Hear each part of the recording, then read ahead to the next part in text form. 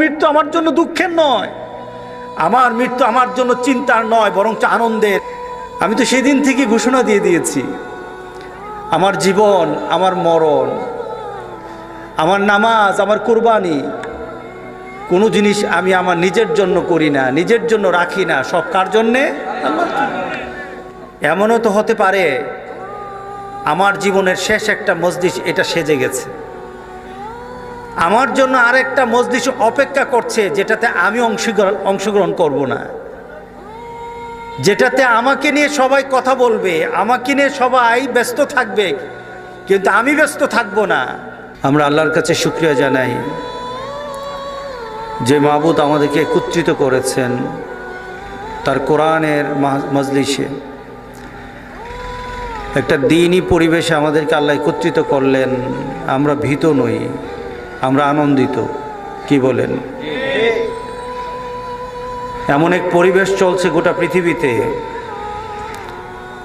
কথা হচ্ছে একত্রিত হওয়া যাবে না, মজলিসে বসা যাবে না, কোথায় কয়েকজন একসাথে চলাফেরা করা যাবে না। কিন্তু আমরা ভীত নই, কারণ আমরা আমাদের জন্য বসি নাই, আমরা বসেছি আমাদের আল্লাহর জন্যে। আমরা এখানে বসেছি আমাদের ঈমানকে তাজা করার জন্যে, জীবন তাজার জন্য না। যারা জীবন তাজা করতে চায় তারা ভয় পায়, যারা ঈমান তাজা করতে চায় তারা দুনিয়ার কোনো জিনিসকে ভয় করে না। আমাদের কাছে দাম হলো ঈমানের,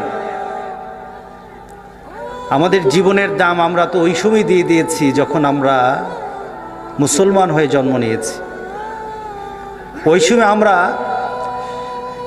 আমাদের পূর্বসূরি যারা ছিলেন, যারা আমরা আগে ছিলেন, তাদের ঘোষণার সাথে মিলিয়ে আমরা ঘোষণা দিয়ে দিয়েছি, ইন্না সলাতি ওয়া নুসুকি ওয়া মাহইয়ায়া ওয়া মামাতি লিল্লাহি রাব্বিল আলামিন। আমি তো সেদিন থেকে ঘোষণা দিয়ে দিয়েছি, আমার জীবন, আমার মরণ, আমার নামাজ, আমার কুরবানি, কোনো জিনিস আমি আমার নিজের জন্য করি না, নিজের জন্য রাখি না, সব কার জন্যে? আল্লাহর জন্য। আমার ঘোষণা তো চলে আসছে, আমি এই চূড়ান্ত ঘোষণার উপর বেঁচে আছি। আমি আমার এই চূড়ান্ত ঘোষণা দিয়ে মরতে চাই। সুতরাং মোমেন কখনো কোনো জিনিসে ভয় পায় না। মোমেন ভয় পায় আল্লাহর আযাবকে।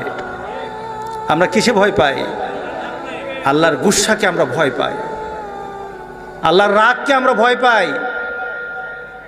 সুতরাং গোটা পৃথিবীতে যখন মানুষ বলে একসাথে বসা যাবে না, মুসলমান কিন্তু এই চিন্তা করে না, বরং মুসলমান চিন্তা করে যেটার কানে বসা যাবে না, যিনি দিয়েছেন তার কাছে ক্ষমা চাওয়া, এই বিপদ থেকে বাঁচার জন্য তার কাছে আত্মসমর্পণ করা। এছাড়া আমার আর কিছু নাই, বাঁচার আর কোনো তরিকা নাই, বাঁচার আর আমাদের কোনো সুযোগ নাই। একটাই সুযোগ, আল্লাহর কাছে বলে দেওয়া, ঘোষণা দেওয়া, মাবুদ ভুল করে থাকলে মাফ করে দাও। এটা কার দরবার? ক্ষমার দরবার।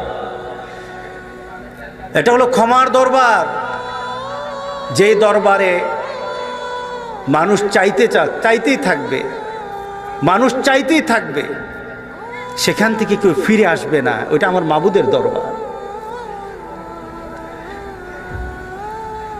আমরা আজকে এখানে বসে গোটা পৃথিবীর মানুষের জন্য দোয়া করব।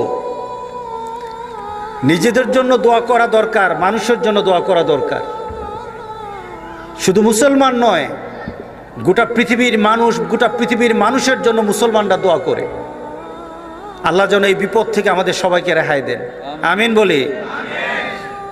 আমরা ভীত নই, আমরা আনন্দিত যে একটা কোরআনের মজলিসে বসতে পেরেছি।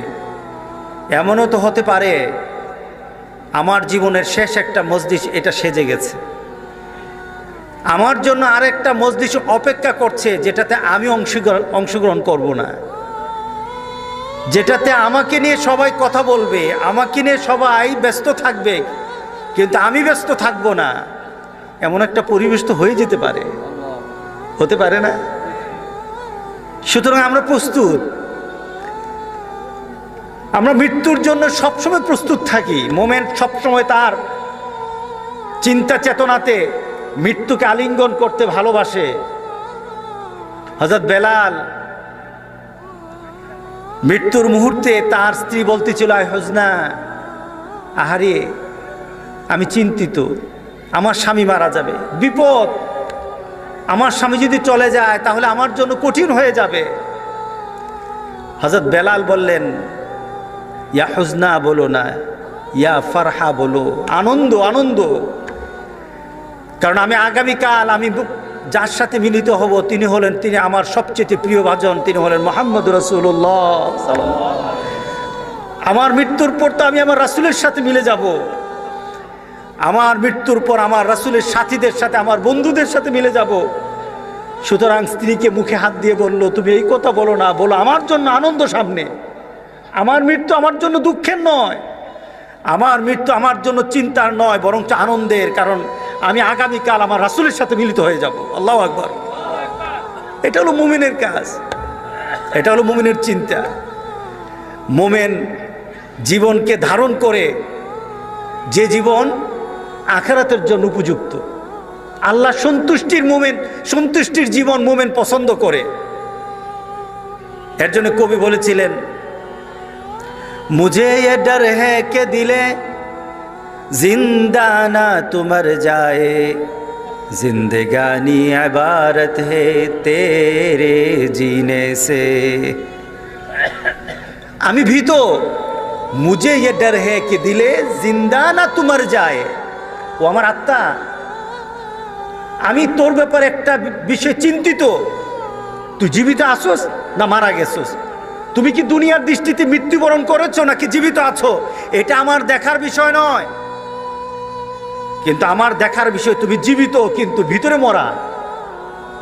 তোমাকে দেখতে মনে হয় তুমি জীবিত, তুমি বাজারে যাও, ঘর সংসার করো, সমাজের মানুষের সাথে চলো, সমাজের প্রয়োজনে তোমাকে কাজে লাগে, দুনিয়াতে তোমার মানুষের প্রয়োজন আছে, কিন্তু আখিরাতে তোমার আল্লাহর সাথে সম্পর্ক হয় নাই।